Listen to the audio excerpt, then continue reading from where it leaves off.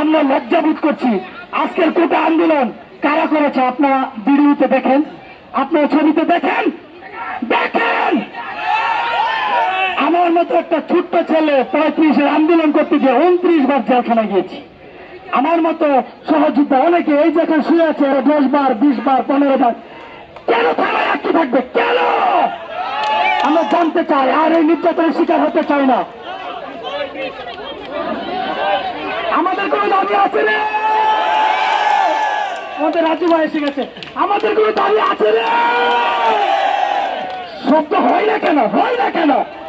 আমাদের কোনো দাবি আছে রে?